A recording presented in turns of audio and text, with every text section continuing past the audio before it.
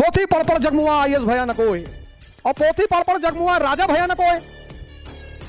बोलो सत्यनारायण महाराज की जय।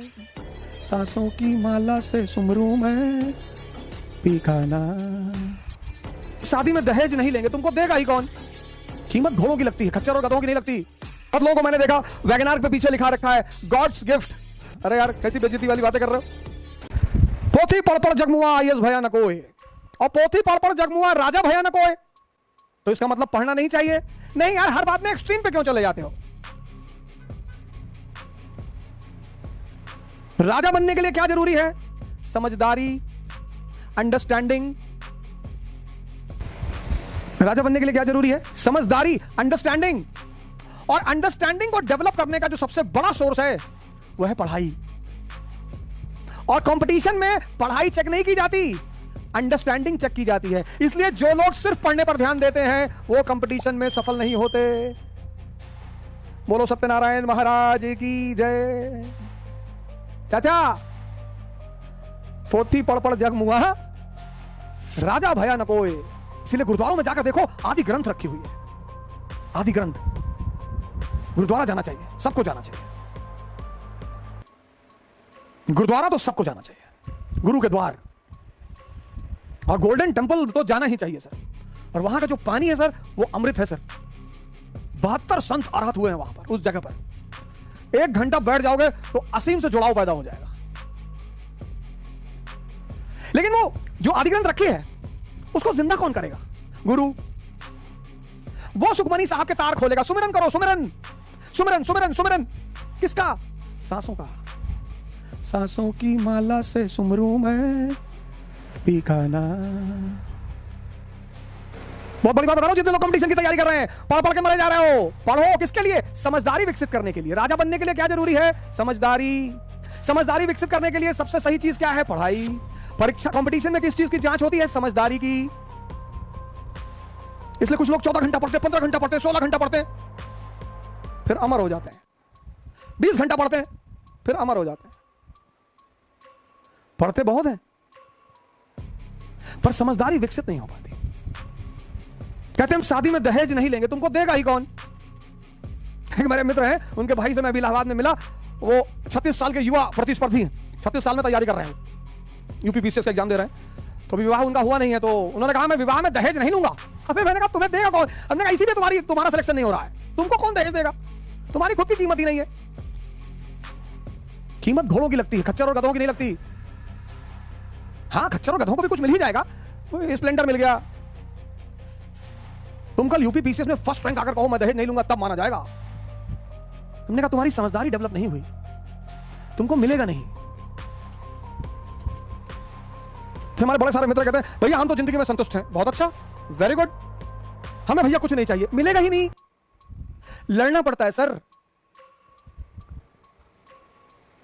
लड़ना पड़ता है, गाली सुननी पड़ती है, संघर्ष करना पड़ता है, डंडे खाने पड़ते हैं, रिस्क लेना पड़ता है।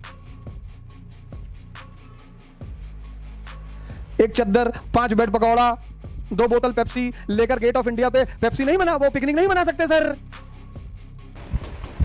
कंपटीशन में किस चीज की जांच होती है? समझदारी की। इसलिए जितने लोग सिर्फ पढ़ाई पर ध्यान देते हैं वो फंस जाते हैं, सिलेक्शन नहीं होता। उनकी जानकारी बहुत होती है, अकबर के पूरे खानदान के बारे में बता देंगे, कितना कुत्ता पाला था, कितना गधा रखा था, कौन से रंग का कपड़ा, सब बता देंगे। मैं एक बार गोरखपुर पढ़ाने गया तो एक छात्र ने मुझसे पूछा कि सर, मैंने कहा जी, कहा हुमायूं बताइए कौन से दिन कौन सा कपड़ा पहनता था? पहनता था वो, बड़ा ज्योतिष में विश्वास रखता था वो। बाद में मैंने पढ़ा उस बात को, तो मैंने देखा कि वो ज्योतिष में बड़ा विश्वास रखता था, तो वो दिन के हिसाब से कपड़े पहनता था।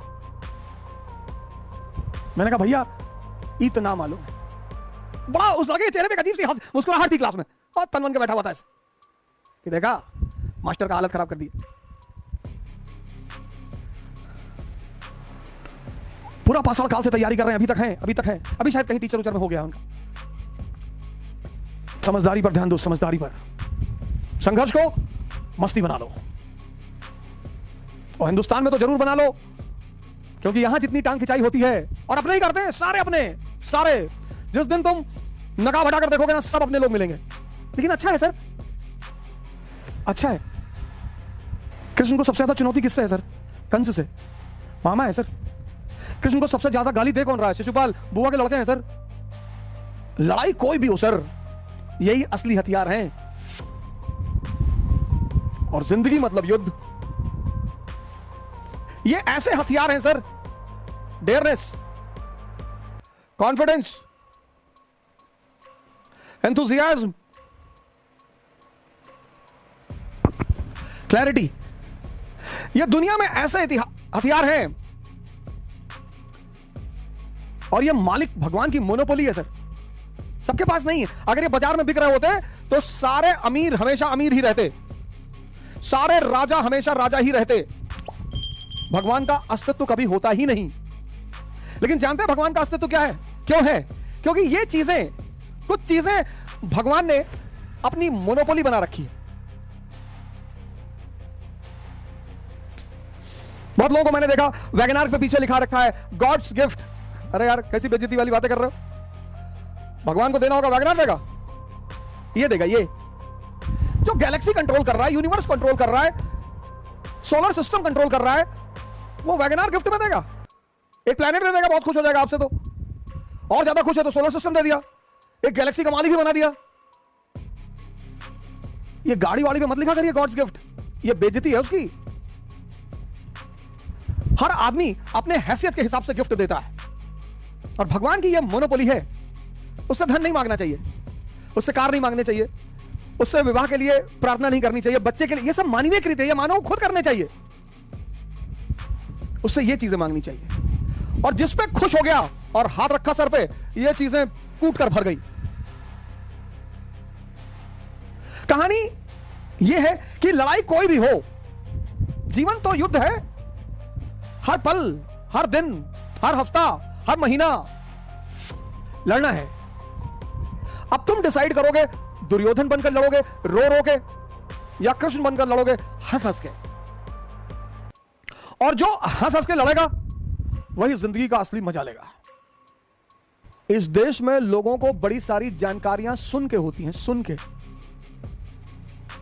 भैया मुसलमानों ने हमारे मंदिर तोड़ दिए। अच्छा, तो तुम लोग क्या कर रहे थे? देख रहे थे खड़े होके? भाई महमूद गजनी अगर आता रहा होगा तो 50,000 लोग लेकर आता रहा होगा, बहुत आता रहा होगा। और तुम यहां 50 लाख, तो तुम खड़े होकर देखते थे कि मजीरा बजाते थे, कि ढोल लेके बजाते थे? 50 लाख लोग मिलकर पीट दिए होते उसको। अपनी कमी नहीं देखोगे कि हम बिखरे हुए थे, हम टूटे हुए थे। 1000 एडी की जो किताब है सबसे प्रमुख, पृथ्वीराज रासो, उस सामंतवाद काल की जो सबसे प्रमुख किताब है चंद्रबरदाई की, उसकी एक लाइन है, क्यों निरप होए हमें कहानी। कोई भी राजा हो, हमारे ऊपर क्या फर्क पड़ता है? 80% जनमानस सामंतवाद के नीचे दबी हुई थी, कुचली हुई थी, पीड़ा से गुजर रही थी। क्यों निरप होए, क्यों निरप होए हमें कहानी। कोई भी राजा हो, हम पर क्या फर्क पड़ता है? जब हमें पीड़ित ही होना है, सताया ही जाना है। वही चंद्रबरदाई लिखता है, जाकी बिटिया सुंदर देखी, तापर जाए धरी तलवार। ये सामंतवादी काल में बाल विवाह क्यों शुरू हुआ? ये चंद्रबरदाई लिखता है। पृथ्वीराज रासो की लाइन है ये, जाकी बिटिया सुंदर देखी, तापर जाए धरी तलवार। अपनी कमी तो कभी नहीं मानोगे, अपनी गलती तो कभी नहीं मानोगे। और जिस दिन इस देश के जनमानस ने अपनी गलतियों को मानना शुरू कर दिया, उस दिन इस देश को महानता से कोई नहीं रोक पाएगा। जिस दिन मुसलमानों ने इस बात को मानना शुरू किया कि यार हमसे गलती तो हो रही है, अपनी तरफ देखो, अपनी तरफ। जब भी तुम हारो, जब भी तुम गिरो, हमारे एक मुस्लिम दोस्त कहते हैं यहूदी हमारे आदिम काल से दुश्मन है। आदिम काल से? अबे तुम 7th सेंचुरी से तो तुम्हारा इतिहास शुरू है, आदिम काल से कहां तुम्हारे दुश्मन है? दुश्मनी कौन करता है? मूर्ख। फूल्स हैव एनिमीज। बड़ा अजीब सी बात लग रही होगी आपको। मूर्खों के दुश्मन होते हैं, मूर्खों के। काहे की दुश्मनी? और आम आदमी के दोस्त होते हैं। और महान लोगों के या तो फॉलोअर होते हैं या विरोधी होते हैं। जितने लोगों को तुम नफरत करोगे, उतने लोग तुम्हारे यहां दिमाग में बैठे रहेंगे। और जैसे याद आएगी तैसे कहोगे शरीर जलने लगा। किसी के विकास को रोकना है ना, उसको नफरत करना सिखा दो। किसी के विकास को रोकना हो, उसको नफरत करना सिखा दो। और 10 लोगों से सिखा दो मार डालो, नफरत मत करो। नफरत एक ऐसा जहर है, नफरत किसी से मत करो। इसलिए दुनिया का एक बहुत बड़ा सिद्धांत है, there are no permanent friends, no permanent enemies, permanent interest. तो मुकेश अंबानी जी हैं, आज मोदी जी उनके दोस्त हैं, रिश्तेदार हैं, भाई हैं। कल अगर सौभाग्य से कोई और प्रधानमंत्री बनेगा, सचिन पायलट जी बन गए प्रधानमंत्री, बड़े योग्य उम्मीदवारों में से हैं।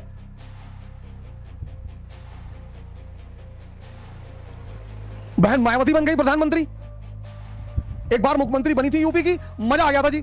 बस वही सिद्धांत पर वो चलती रहती, बस उसी सिद्धांत पर कि जनता की शांति और प्रॉस्पेरिटी। जब वो पहली बार यूपी की प्रधानमंत्री बनी और उन्होंने लॉ एंड ऑर्डर मेंटेन किया, हर आदमी ने उनको अपना नेता मान लिया, हर आदमी ने, बच्चा बच्चा, किसी भी जाति का, किसी भी धर्म का, सबने उनको अपना नेता मान लिया कि बस बस भैया, बस भैया बहन जी को लाना है भैया। फिर बाद में पता नहीं उन्होंने क्या सोचा, तुम अंबानी जी उसके दोस्त हो जाएंगे, वो अंबानी जी का दोस्त हो जाएगा, फिर वो अंबानी जी का भाई हो जाएगा। अंबानी जी ने एक बार कहा था कि मैं एक जेब में कांग्रेस और एक जेब में बीजेपी को लेकर चलता हूं।